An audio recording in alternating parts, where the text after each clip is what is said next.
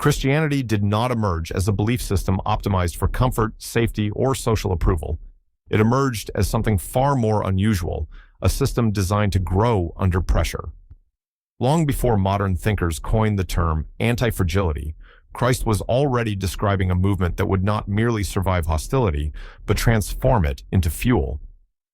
From the beginning, Christianity rejected the basic assumption that truth needs protection in order to endure. Christ never promised his followers stability or acceptance. He promised conflict. If the world hates you, know that it has hated me before it hated you. This is not a warning meant to discourage commitment. It is a calibration of expectations. The system is being introduced honestly, with its costs disclosed up front. That alone separates it from most ideologies in history. Christ goes further. He tells his disciples they will be dragged before authorities, expelled from religious institutions, betrayed by family members, and even killed by people convinced they are serving God. None of this is framed as failure. None of it is described as an unfortunate deviation from the plan. It is the environment in which the message is meant to operate. Christianity is not built to avoid stress. It is built to absorb it and emerge clearer. Most belief systems collapse when stripped of power. They depend on institutions, enforcement, or cultural dominance to survive. Christianity began with none of these. Its founder held no office, commanded no army, controlled no territory, and accumulated no wealth. He was publicly executed by the most powerful empire of the time, using a punishment designed to humiliate and erase. If Christianity were fragile, it would have ended there. Instead, the instrument of execution became its defining symbol. This inversion is not accidental. Christ repeatedly reframes strength, victory, and success. Whoever wants to save his life will lose it, but whoever loses his life for my sake will find it. Unless a grain of wheat falls into the earth and dies, it remains alone, but if it dies, it bears much fruit. These are not abstract metaphors. They describe a replicating structure. Loss precedes multiplication.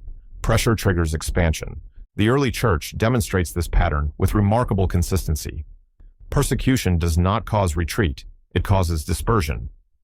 When believers are driven out of Jerusalem, the message spreads into Judea. When Judea becomes hostile, it reaches Samaria. When Rome attempts suppression, Christianity travels along Roman roads, through Roman ports, written in Greek, the empire's administrative language. The empire that executes Christ unknowingly provides the logistical backbone for the spread of his message. This is anti-fragility in action. Stressors do not weaken the system, they improve it. Martyrdom, rather than deterring conversion, forces an uncomfortable question. What kind of belief produces calm, voluntary sacrifice without rebellion? Rome understood fear. It understood force. It did not understand joy in suffering.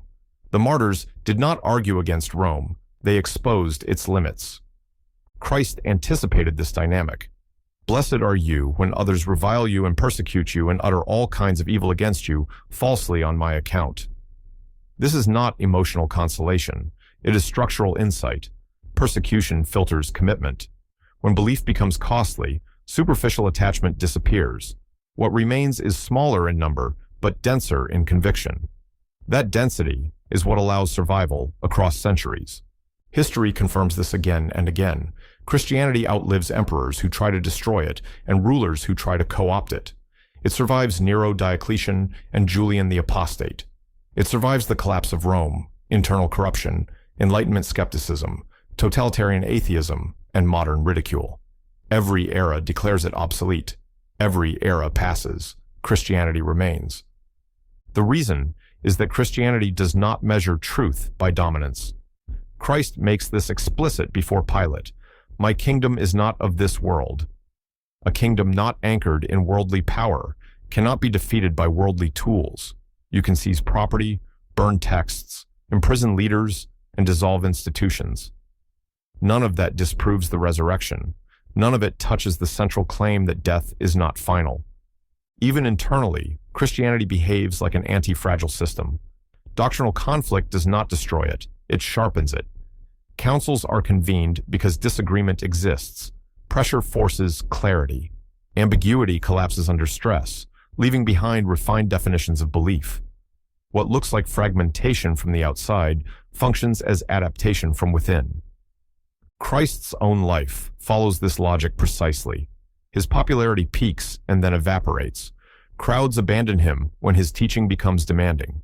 He is left with a small, confused group of followers. He is arrested, abandoned, mocked, and executed. By conventional metrics, this is total failure. Yet Christianity defines success differently.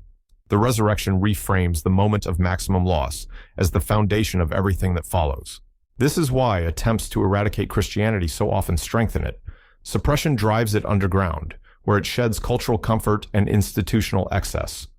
Faith becomes personal, embodied, and costly. Underground churches are rarely lukewarm. They do not rely on habit or tradition. They rely on conviction. When pressure eases, what reemerges is not a weakened remnant, but a disciplined core. Even in modern societies where physical persecution is rare, the pattern persists. Social marginalization replaces violence. Mockery replaces imprisonment. Exclusion replaces execution. Yet the structure holds. Christianity does not require approval to function. It requires belief. When cultural Christianity declines, authentic Christianity becomes visible again. Christ never promised his followers control over history. He promised endurance within it. In this world you will have tribulation, but take heart, I have overcome the world. To overcome the world is not to dominate it, but to remain unconquered by it. A system that expects resistance is not destabilized by resistance. It is validated by it.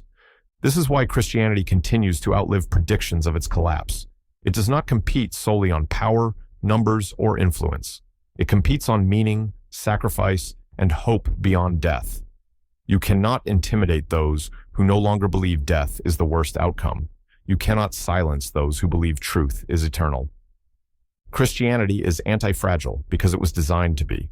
It grows under pressure, sharpens under opposition, and renews itself through suffering. The harder history strikes it, the more clearly its structure reveals itself. Empires rise, systems fail, ideologies expire. What was built around a cross keeps standing.